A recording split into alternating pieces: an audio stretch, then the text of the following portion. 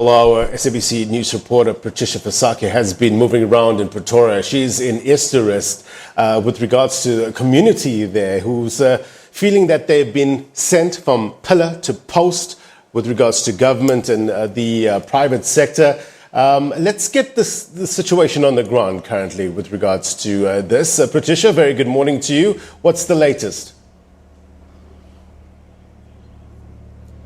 Well, good morning, Blade, and welcome back to Eesterus. We continue to bring you the coverage here. We've moved to another part of the township where people are also equally complaining and really just laying their frustrations bare, wanting answers. Many of them saying that they have been waiting for food parcels. So it seems like the issue is that of food parcels that they believe that they have repeatedly applied for. Many people saying that there have been officials that have made rounds in the community, putting their names on a list, and this has happened repeatedly, but they still have not received these food parcels. So community members really frustrated. Some of them saying that they have no food in their homes. Their children are going hungry and they trying to find out what can they do. Of course, Blaine, we understand that the circumstances have changed since the lockdown for many of the people.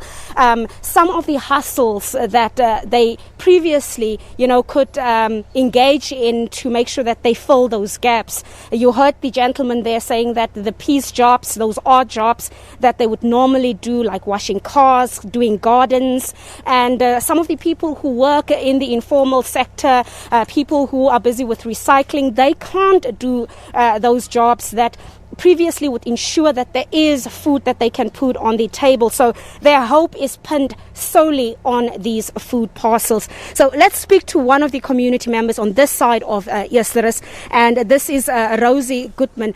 Rosie, if you can just elaborate the plight of the community, the frustrations.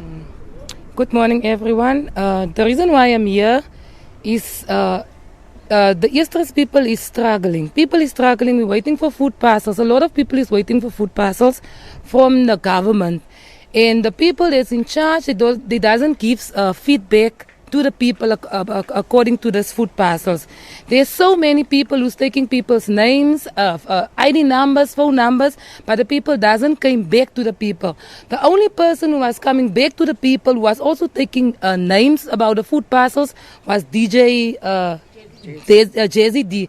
He was the only person who takes numbers and came back to the people and say, you're going to get your food parcels by this time and this time. But all the other ones who's been taking numbers, they don't come back to the people. The people is struggling. That's why there's so many people walking around in the streets, because a mother will go to look for food for children to eat and all those things. People will come and knock at your door. Like me, I was budgeting for my children, but I can't say no to a mother that comes to my door and wants food.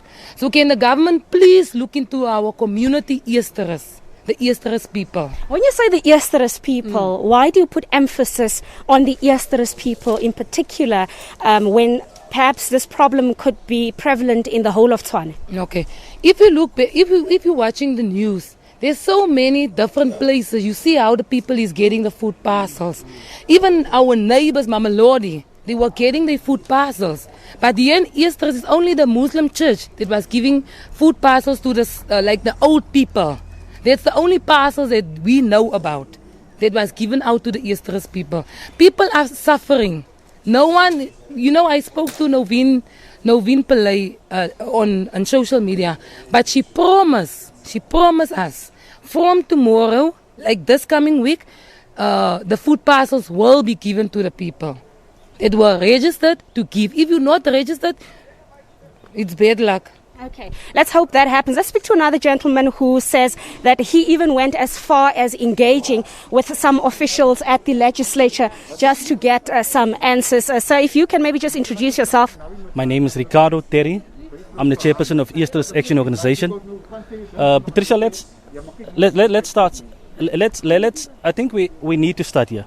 There's no coordinated way. There's a lack of leadership. Basically, first the councillor. There should have been a coordinated team. There should be a team who facilitated this process, initiated this process. There is no such team. Let's start there. We don't have a councillor that can lead this community, one. Two, names, like the lady just said, there's names been given in, and still the people are waiting. Where did they put the names? To whom did they put the names? Because people are just giving names. And those people are not even elected officials within this community. One. Two, as an NGO and an NPO within Eesterus, we have took the initiative to take names on various sections of Eesterus. There's 6 extensions in Eesterus. We took it, we submitted to the MPL. His name is Bishop Dalton. He is part of the legislature in Gauteng. We should actually ask this question. We should ask the question, why is David Makura's government and the acting Community Safety and Social Development MEC failing us? Panyaza Lisufi, why are they failing Eesterus community time and again? Yes, food parcels, you get it in, you go to mums, you go wherever, you will get food parcels.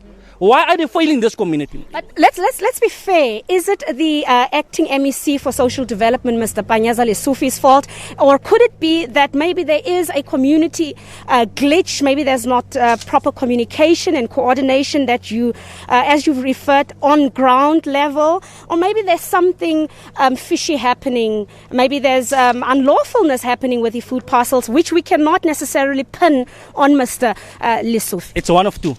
Either they've prioritized Eesterus, one, or not.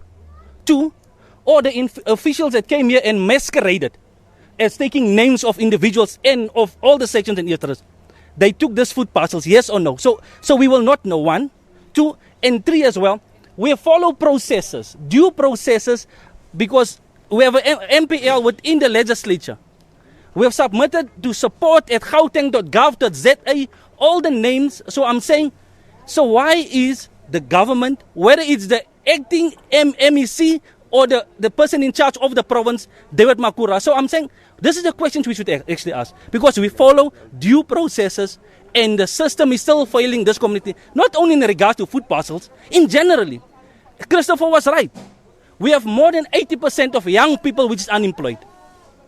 More than half of Eesterus is on social grants, dependents or head households. So the government is failing this community. And our people have the right to feel aggrieved, as they are. Okay. And let's talk about the lockdown itself. From your perspective as a community member, apart from the challenges relating to the food parcels, how are people in Eesterus coping with the lockdown? Are they adhering to the lockdown, and are they practicing the safety measures that have been imposed by the protocols? Is the Mloni ready? Under the conditions, first of foremost, we should say that in terms of the personal protective gear, there's none whatsoever. You can just look around you. Our people, obviously, you need to go and buy these things, and it's expensive. It used to be, this mask used to be 10 rand. The one that you were wearing now, it used to be 10 rand. It's now 30 rand if you go to any pharmacy here. So the prices has been escalated, and people are obviously making a buck of two out of this. And secondly, yes, under the conditions that we are living here, and people are right that we have more than 5-6 families within a yard, it's difficult. Our informal and semi, those small to medium work businesses here, those people that are selling food, our plumbers, the electricians, they can't even go out and work. Huh? And for the last month, in fact, this is a month now. We can even think about the welders, plumbers. You can think about people selling food as well, caterers. You can think all of these people. So it's difficult. It's been a really challenging time. You can imagine that those that even renting at houses as well, and at the back as well. And it's becoming difficult, and the desperation is mounting. At the other area where we just from, and in Nandus, we just noticed something very disturbing. Some of the community members there stormed one of the spaza shops. They tried to break in. Some of them managed to grab some things there. Is this perhaps some of the realities that are starting to boil up? One, yes, there is a sense of frustration. Two, this is only selective and random cases. I think we should not just see them in holistically and say this is what's happening generally in Eesterus. No, this is not what's happening in Eesterus. This is only one of few. Maybe it's because of this media here. That's why people will do this as well. So I think we should look at it holistically. But overall and above, I think our people they adhere to the lockdown regulations. and they do it just as they were told. So obviously, but there's a sense of desperation and dire need within this community, and we are failed. Just lastly, before we wrap up, if you could appeal to the powers that be to come and help, what would your message be? If there was ever time for any person to act, as our number one citizen within the province, David Makura, as this person responsible for the portfolio, which is also the MEC for Education, Panyaza Lisufi, this is an opportunity to show that you are caring about this community. This is the opportunity. Show these people that you are caring for all of them. Come and deliver these things. And let's talk on that. Tswana is gearing up for elections. Now, talking about showing people that you care for them, that would actually be a good buying point, isn't it? We actually in Texas, if you ask me about Tswana, we're under administration. We don't have a government. There's directionless within the city, because currently there's, as you know, after the premier dissolved the executive within the city, we're under administration, under the leadership of the administrator currently in charge of. So yes, there's obviously this people. All that I'm asking is, what can government? Because you can ask themselves, what will happen to them in terms of these people need these food parcels just to survive up until the end of the month, so that they can get this next social grant. Thank you. Thank you so much. You can hear there the frustrations of the community. They don't end. It's the one thing after the other. But the bottom line is, it's a community that's desperate. They're frustrated. Yeah. They want answers. And they're just appealing on the powers that be to come to this community, engage with them, give them answers, and perhaps explain to them, why is it taking so long for those food parcels to arrive here in this particular area? Are there any glitches? Are there perhaps some things that the community is not doing right in terms of the application process? And maybe they could be helped if there is a problem regarding that. And really just to touch on how the frustrations are starting to perhaps boil onto turmoil. As I said earlier, the other area that we were in, we noticed something that really disturbed many of us there. A group that stormed a spaza shop there, and they grabbed a few essentials. But of course, the owners of that particular spaza shop intervened very quickly, and they managed to close down. But bottom line is, it could be that they're acting for the cameras, or it could be the chaos that is starting to boil up from the ground up. And if there is not quick intervention, one can just imagine what else could be happening. The other point of concern that was raised very strongly by the community members is the fact that, of course, the city of Tshwane has been put under administration. And that means there are no councillors in this particular area, and that goes for the rest of Tshwane. So it means that there are no community leaders per se to actually coordinate such programs and actually help the community in terms of what the right procedure is, and go to those very poor community members, the vulnerable, the needy, and perhaps help them with the application process, and really just keep them updated as to what is the problem, why have they been waiting for so long. Blaine, you'll have to take into consideration here that some of these community members have been waiting for about 3 weeks now. You heard here many of them saying that 80% of the youth here is unemployed. It's a lot of old people that live here. They depend on state grants. So of course that's not enough. But the traditional means of employment, those odd jobs that normally would obviously bridge those gaps, are not possible under the lockdown. So this has certainly plunged their desperation into a much deeper pit of frustration. Patricia, Right? I'm interested to know who gets these parcels. What's the qualifying criteria as to who receives a food parcel? Well, we tried to engage with the Department of Social Development over the weekend, because there's another story I did about the same issue in Maupane, where people were also complaining, and you saw there Sanko also going to police, and they have their own allegations on this side.